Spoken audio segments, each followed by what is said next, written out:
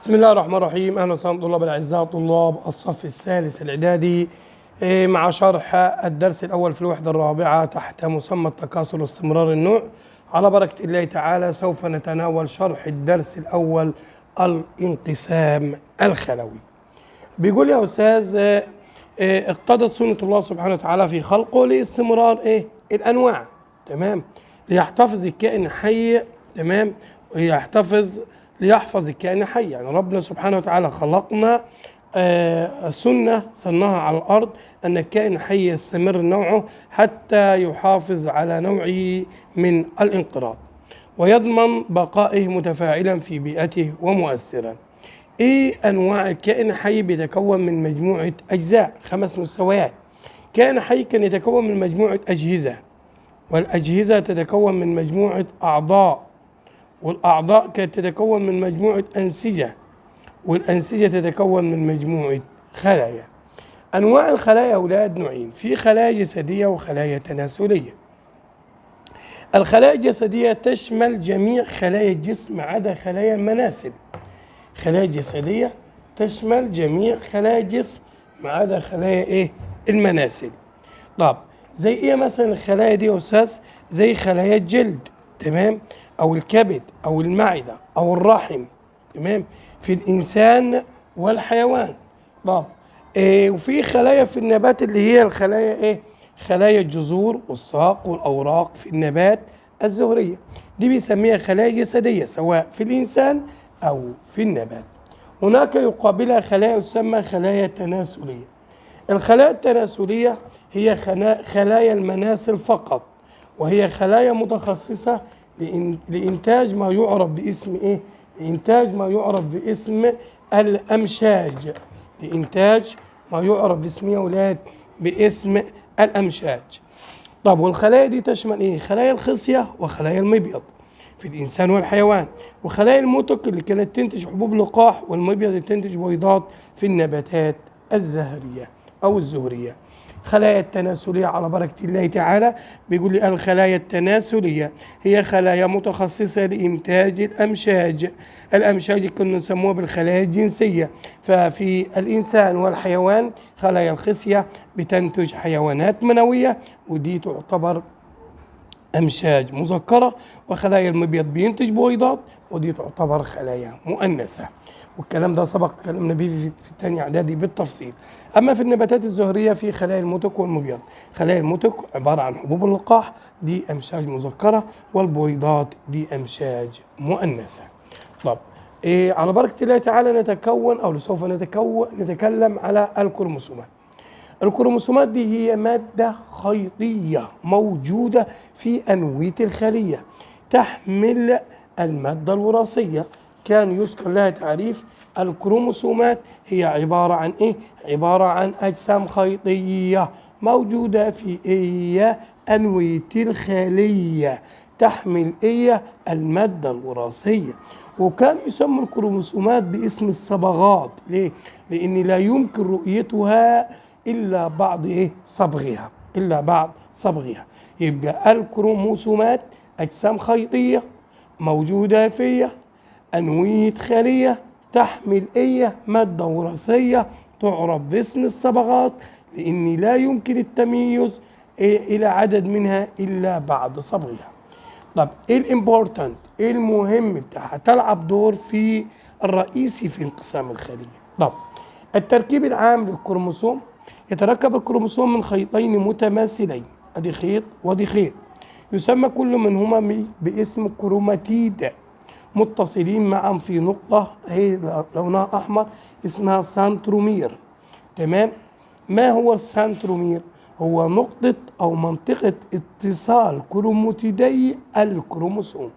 وبتجي سؤال في الامتحان يجي يقول لك يا الكروموسوم يتركب من تركيب عام من نقط ونقط، أقول يتركب من 2 كروماتيد متصلين في السنترومير. سنترومير نقطة تصل بين كروماتيدي الكروموسوم. طب أما التركيب الكيميائي التركيب الكيميائي للكروموسوم: يتركب الكروموسوم كيميائيا من من حمض نووي يعرف باسم الدي ان ايه. اسمه الدي ان ايه، ومعاه ايه؟ ومعاه بروتين. تركيب كيميائي دي ان ايه وبروتين. الدي ان ايه هو الحمض الذي يحمل انفورميشنز، المعلومات الوراثية للكائنات الحية. طب هل كده يبقى كده لما نتكلم الكروموسومات أجسام خيطية موجودة في إيه؟ أنوية خالية تحمل مادة وراثية تتكون من إيه؟ تركيب عام، تركيب كيميائي. التركيب العام يتركب من 2 كروماتيد متصلين في السنترومير. اما التركيب الكيميائي يتركب من حمض نووي دي ان ايه ومعها بروتين. البروتين يوفر غذاء، والدي ان ايه يحمل المعلومات الوراثيه للكائنات الحيه. ايه اهميه الكروموسومات حبيبي؟ قال لك اولا تمثل الماده الوراثيه في جسم الكائن الحي، تقوم بدور كبير في عملية الانقسام الخلوي، يعني بدونها الخلية لا تنقسم. تساعد في معرفة الكروموسومات، تساعد معرفة الكروموسومات في تحديد أنواع الكائنات الحية، فلكل نوع عدد معين من الكروموسومات، بمعنى كل كائن حي له عدد من الكروموسومات يختلف عن الكائن إيه؟ الآخر. طب تعال نشوف موضوع عدد الكروموسومات ده. قال لي ولا تزعل يا أستاذ، تعال نشوف. طب الكروموسومات قال لي يختلف عدد الكروموسومات في الكائنات الحية من نوع لآخر، من نوع لآخر، إلا أنه ثابت في أفراد النوع الواحد. بمعنى يعني أنا عندي إنسان مثلا وأسد مثلا وغزلان، عدد الكروموسومات اللي في الإنسان مختلفة عن عدد الكروموسومات اللي في الأسد، مختلفة عن عدد الكروموسومات في الغزال، ولكن عدد الكروموسومات الموجودة في الإنسان ثابتة، ثابتة في جميع أفراد الكائنات الحية، ثابتة قصدي في أفراد جميع أفراد الإنسان، سواء كان إنسان مصري أمريكي إيطالي هندي، عدد كروموسوماته ثابتة لأنه إنسان ينتمي لنوع واحد. يبقى عدد الكروموسومات يختلف من كائن لكائن ولكن ثابت في أفراد النوع الواحد. تاني عدد الكروموسومات في الكائنات الحية يختلف من كائن لكائن ولكن ثابت في أفراد النوع الواحد. قال لي يختلف عدد الكروموسومات في الخلايا الجسدية والتناسلية عن عددها في الخلايا الجنسية، يعني عدد الكروموسومات الموجود في الخلايا الجسدية والتناسلية يختلف عن الجنسية. طب ازاي؟ قال لي تعال نشوف. الخلايا الجسدية بتحمل العدد الكامل للكروموسومات، مجموعتان من مورثة من الأب ومجموعة مورثة من الأم. أما الخلايا الجنسية بتحتوي على نص عدد المادة الوراثية سواء الموجودة في الخلايا الجسدية أو التناسلية. طب يعرف عدد الكروموسومات في الخلايا الجسدية بايه هنا؟ قال لك بالعدد الثنائي 2n، لانه في n من اب وn من ام. اما هنا عدد الكروموسومات في الخلايا الجنسيه اللي هي الامشاج المذكره زي الحيوانات المنويه فيها n بس، والبويضه فيها n، فعند الالتقاء هيبقوا 2n، يبقوا يتحولوا لخلايا ايه؟ جسديه ممثله في اللقاحه او الزيجوت اللي خدناها في تانية اعدادي. هنا راح جالي سؤال: إذا كان عدد الكروموسومات في خلايا بنكرياس الإنسان 23 زوج، يعني 46 كروموسوم، فما عدد الكروموسومات في الخلايا التالية؟ حيوان منوي يبقى 23 عشان دي في إن، خلايا دي البنكرياس 2N دي إن، خلايا جلد 2N يبقى فيها بردك 23 زوج، دي فيها كام يا ولاد؟ 23 كروموسوم فرد. دي خلية خصية بردك، دي خلية تناسلية يبقى بردك فيها 23 زوج. اهو قال لي 23 زوج في الحيوان المنوي كروموسوم وليس زوج، اما هنا زوج وهنا زوج. وادي عدد الكروموسومات في الكائنات الحية. الانسان ثابت فيه 46، الحصان 64، الغوريلا 48، الكلب 78، القطة 38، البسلة 14. هنا بيقول لي يا أستاذ في نوعين من الانقسام. في انقسام بيسموه بالانقسام الخلوي، انقسامات الخلوية فيها نوعين، في انقسام اسمه انقسام ميتوزي، وفي انقسام بيسمى بالانقسام الميوزي.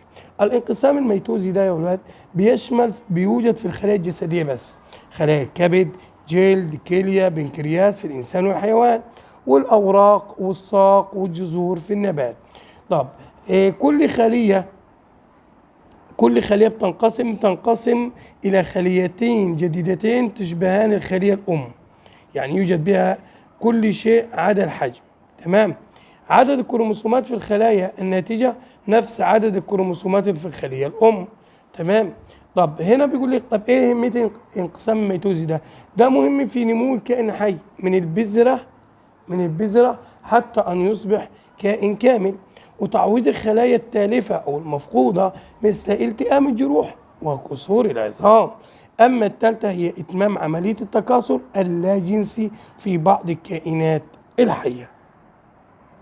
الانقسام الميتوزي ايه تعريفه؟ هو انقسام الخلية الجسدية إلى خليتين جديدتين كل منهما بهم عدد الكروموسومات في الخلية الأم، يعني الخلية الواحدة هتنقسم لاثنين بس كل خلية في الخليتين فيها نفس عدد الكروموسومات في الخلية الأم.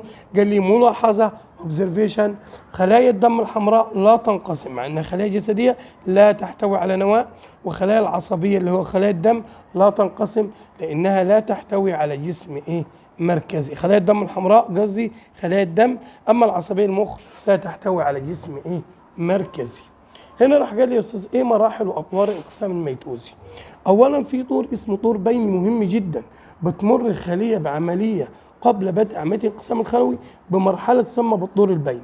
الطور البيني ده كده يا بابا قال لك تمر مهم جدا ليه؟ بيهيئ ويجهز الخليه للانقسام عن طريق مضاعفه الماده الوراثيه اللي هي الكروموسومات والقيام ببعض العمليات الحيويه اللازمه للانقسام.